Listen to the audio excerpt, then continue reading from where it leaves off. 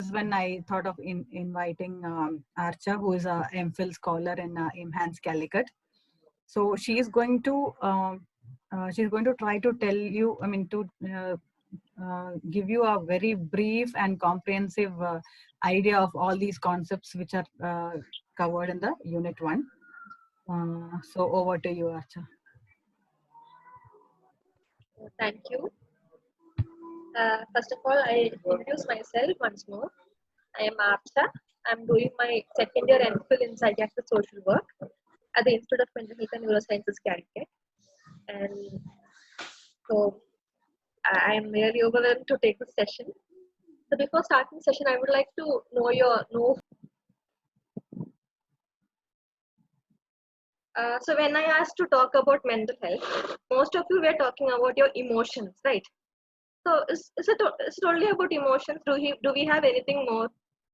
Is it only about emotions?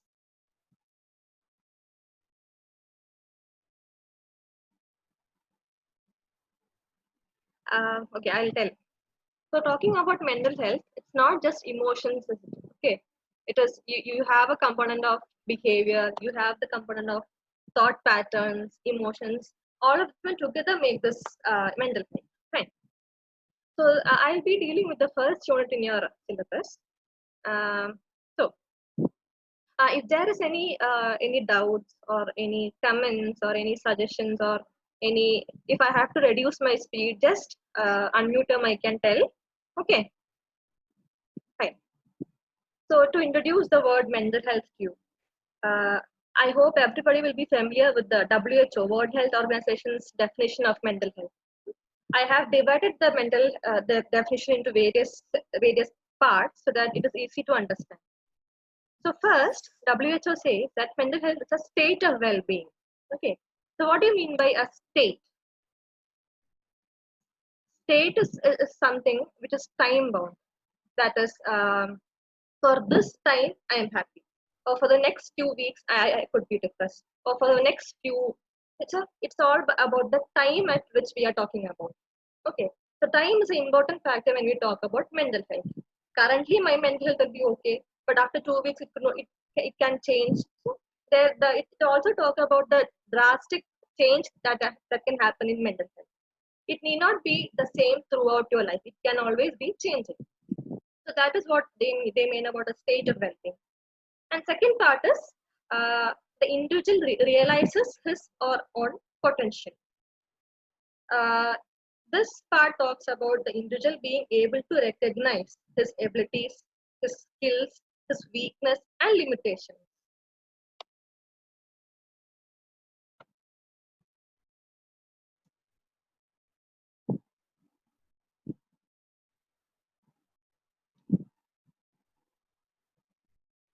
Okay, so the individual will be able to realize his own strengths and weaknesses.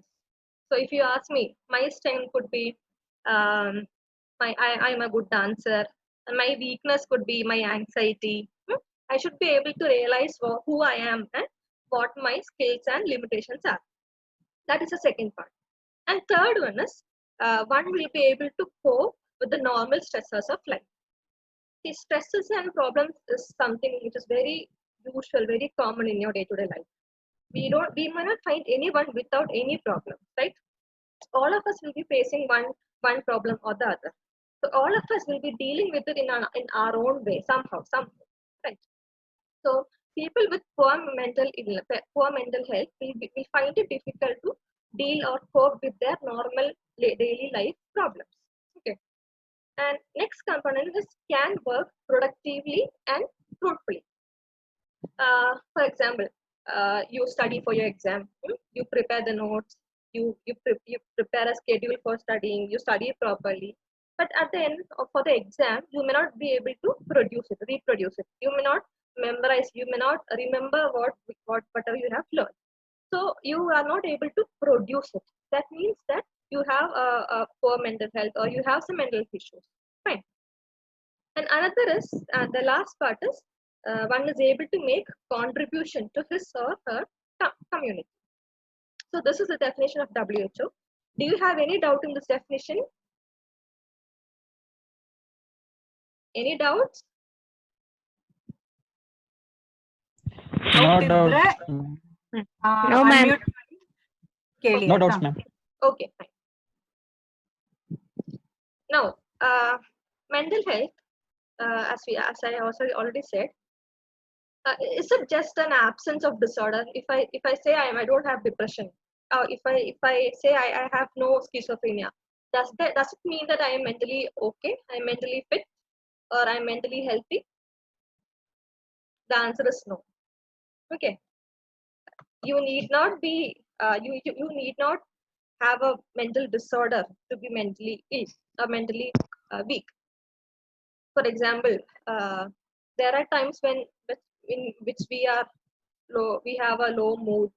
There are sometimes when we are angry, when we are irritable.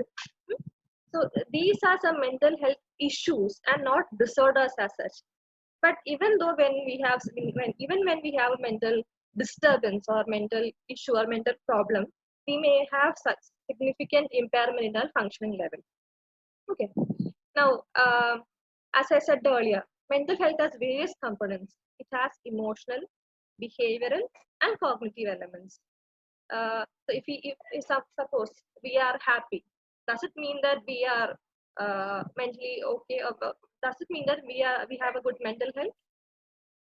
That need not be the only criteria. We have to look at our behavioral and cognitive level as well. Now, another point is the mental health can affect one's interpersonal as well as intrapersonal relationship. I'm pretty sure that you will be knowing what interpersonal is. It is a relationship between one or the other person. Okay, and suppose in a class you see your friend. She's lying down on the bench for the past 2 days. She's not very actively talking to you. So you go and you ask her what happened to you. So suddenly she comes and she shouts at you, what is your problem? That's none of your business. She shouts at you. Okay, so that girl is having some issue with her, but the way she expresses the behavioral component of her problem is such that it creates an interpersonal issue between her and her friend. Okay, and what is this intrapersonal relationship? Intrapersonal is within ourselves. It is a relationship we have with ourselves. For example, after 12th standard, I would like to take humanities, but I can see that my friends have gone for commerce. So I am in a doubt whether I should take commerce because my friends are there, or humanities, which I like. So there is a conflict between my own ideas. Okay, there is a differences between my own ideas. So there arises an issue. This is a very simple example, but in serious mental illness, this could be very serious, not as simple as this. Okay. Then it affects the social and functional life. A person with good mental health may be able to function very effectively in his family life, in his occupation, in his academic life. At the same time, who has a poor mental health, we find it difficult to lead a normal, functional life in his family, occupation, or in academics. Okay.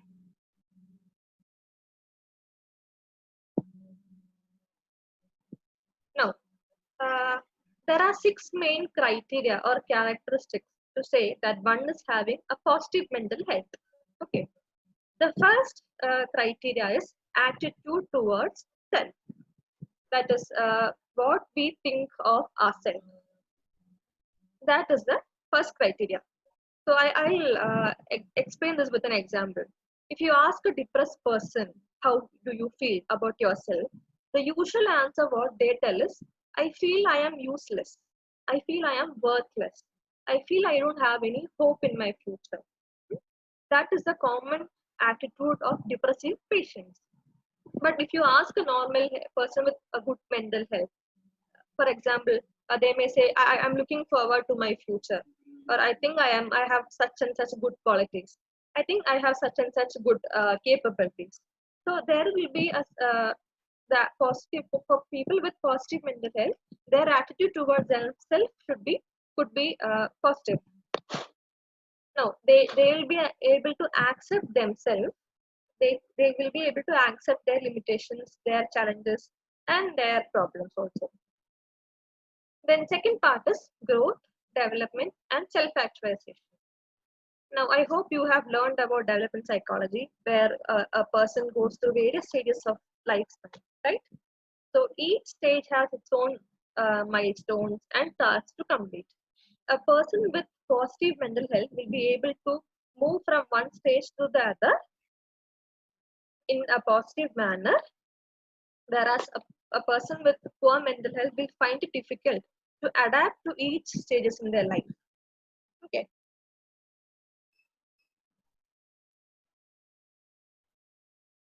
And next criteria is integration. Now, as you all know, we play many roles in our life, right? For example, I am a daughter, so I have to take care of my parents.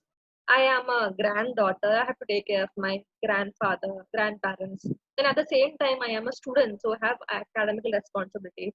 And now currently I am dealing a session, so I have to be responsible to the students, right? So at the same point of time, we are playing multiple roles. A person with poor mental health will actually find it difficult to balance between these roles. So integration is what we talk about, a balance or equilibrium of various roles we play in our life, to be simple. So one will be able to adjust and to the new situations, and he'll be able to control ourselves with responsibilities and fine. Now next is autonomy. In autonomy, what it says that person's self-determination and relative independence from external influences. Suppose if I have to choose a dress from my wardrobe, uh, I need not always ask my mother, Amma, which dress should I wear, right? I have the ability to choose from. So it is all about choosing, prioritizing, and decision making when you talk about autonomy. For example, I think the meeting is going to end now. Is it? I've scheduled it till 1:15, but if it ends, I will be sending students another link. Okay, fine. Yeah. And people with poor mental health will find it difficult to have an autonomy, to take decisions by their own. They may be always dependent on others. They don't they will always ask for suggestions, always ask for decisions. Okay. Now the next one is perception of reality. All of us will have our own fantasy world, right? For example, in my fantasy world, for example, okay, in my fantasy world, I am a great dancer. I am a celebrity. I could be a celebrity. I could be a film star. But I have the realization that I am not all these. I have a realization that I am a student, and my primary responsibility is to study. So there are people who don't find this difference of reality and fantasy. There is an incongruence between their reality and fantasy. For example, when we look in the case of schizophrenia, they think there are people who have a delusion called grandiose. So in their world they believe that I am the god, but that is not the reality. So their perception of reality has distorted. Fine. And the last one is environment mastery. This element talks about one's ability to adjust to new environments, to adapt to new environments, and perform accordingly to that environment. I'll make it more clear. As I said earlier about the multiple roles we play, houses or our home is one environment, right? So the way we behave, the way we talk, the way we dress in home will be completely different from what we do in the official setting, like in a college, right? So the ability to recognize different environments